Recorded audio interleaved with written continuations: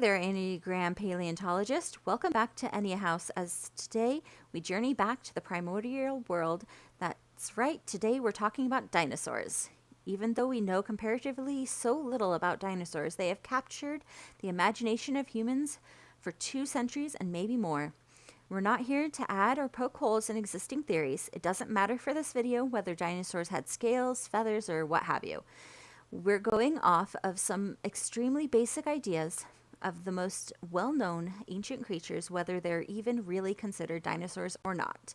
So don't take offense as we get into this possibly totally messed up time machine and talk about the traits we imagine from our Enneasaurs. Type 1.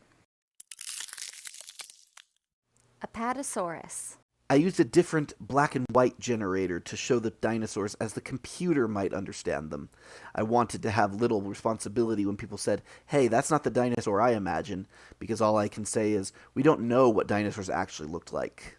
The Apatosaurus is noted for its long neck. It and its sauropod cousins looked down on the world from a towering stature.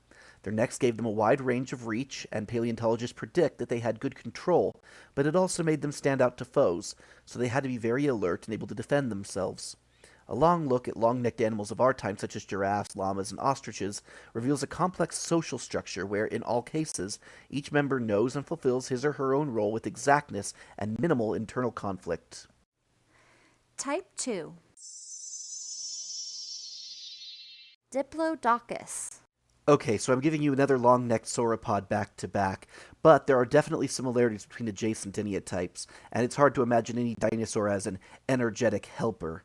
The main difference between Diplodocus and Apatosaurus is that paleontologists believe it had a ridge of spines on its back. So at least there's some difference. More than anything else, Diplodocus is known for 2 things, if it's known at all: traveling in herds and traveling very long distances.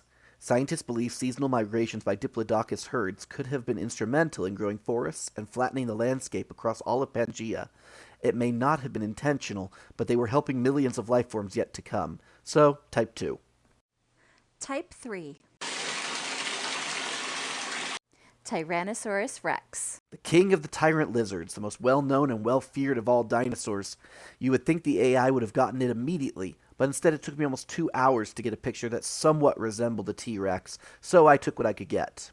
T-Rex is believed to have ruled the world for upwards of 80 million years. The perfect carnivore, its keen senses, aerodynamic body shape, and teeth as long as steak knives made it a force to be feared for even other carnivores. It is likely its roar could be heard for miles.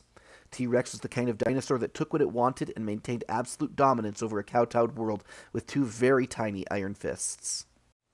Type 4. Pterodactyl. The winged fingered dinosaur is so special even among other dinosaurs that it technically wasn't even a dinosaur at all. I'm not sure what the AI thought a pterodactyl was, but I took something that looked kinda like a flying lizard. Which is a real shame, because pterodactyls were always my favorite dinosaur. Again, not technically a dinosaur. It was one of the small handful of flying pterosaurs that ruled the Mesozoic skies. Pterodactyl had a keen upper wing over larger predators that hunted only with sheer size. Believed to have been once the only flying reptile to ever have existed, many unknowingly assign the name pterodactyl to all pterosaurs. As close as this world may have to a true dragon, its fame only serves to increase its mystique. Type 5. Troodon. Paleontologists cannot agree on what troodons looked like, acted like, or if they even existed. So rare and scattered are their remains that the word troodon is typically used as a catch-all term, a wastebasket taxon, for species that cannot be easily classified. In the end, I took the first picture I could get, which kinda looks like a large chicken, but it is believed that dinosaurs are the ancestors of all modern birds.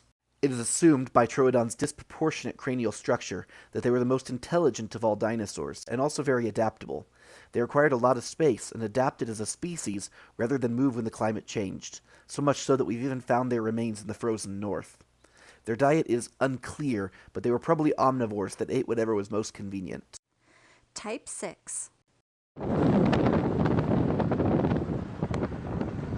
Parasaurolophus. This picture doesn't exactly represent how I would have thought Parasaurolophus would look, but it does a good enough job of showing its pronounced crest, which is Parasaurolophus's most well-known feature. Typically depicted as small creatures, these duck-billed dinos were actually as long and heavy as a school bus. This size, plus their imposing yet hollow crest, has led scientists to believe they could emit an extremely loud noise to warn friends of danger and/or to keep the animal's internal temperature regulated. While theories that they were amphibious have been mostly rejected, their many teeth and presumed ability to walk on either 2 or 4 limbs may still have helped them endure drastic temperature increase in their late Cretaceous environment. Type 7. Velociraptor. In the end, the AI gave a picture of Velociraptor that's more in line with that of popular media than the depiction that is given by most scientists nowadays. Most paleontologists believe Velociraptor was covered in either feathers or extremely fine fur, but it doesn't matter because both depictions are actually somewhat accurate to how I want to depict Velociraptor as a Type 7. Popular understanding and scientific beliefs about these fierce little guys are worlds apart, but both may share aspects of the whole truth. Media depicts velociraptors as large, fast, and smart, but driven by an insatiable desire to feed. Though truly quite small, paleontologists cannot agree on velociraptors' collective intellect, with speculations ranging all across the board. Scientists do believe nowadays that velociraptors may have been semi-warm-blooded. Look it up, it's a thing. Which would have given them a level of adaptability their ectothermic cousins may have envied. Type 8. Triceratops. I apologize out and out to all Type 8s out there for this terrible depiction of Triceratops. I even had to use a different generator to come up with this picture, and in the end it doesn't have 3 horns, and I'm pretty sure it has webbed feet. But the idea of Triceratops is what's important, more than the actual picture. Taking cues from the modern rhinoceros, paleontologists believe 3-horned Triceratops was a generally gentle creature that could become an unrivaled defensive force. Perhaps the most famous image for Triceratops involves groups of parents facing their horns and heads outward. They have the largest head of all terrestrial organisms, and they create an unbreakable circle to fend off predators from their offspring. Whether this behavior actually happened or not, it's without question that no creature in their right mind would try to break through that line of defense. Type 9.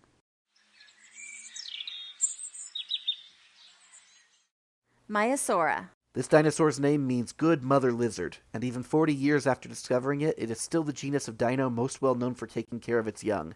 In the end, I think the AI gave me a picture that looks more like a platypus than the actual picture I used for platypus, but it's the idea of a dinosaur standing by its nest that I really wanted to represent. Maiasaura built large nests where they tended to upwards of 15 offspring at once. They lived in close societies, each mother with her own nest, with upwards of 10,000 individuals making up one massive family.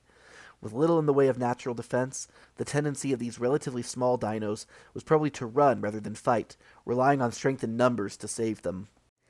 So we hope you've had fun. Obviously, we know a lot less about dinosaurs than we do about animals alive today, but we can learn from the similarities and differences in their body structure how certain traits animals all share have never really changed.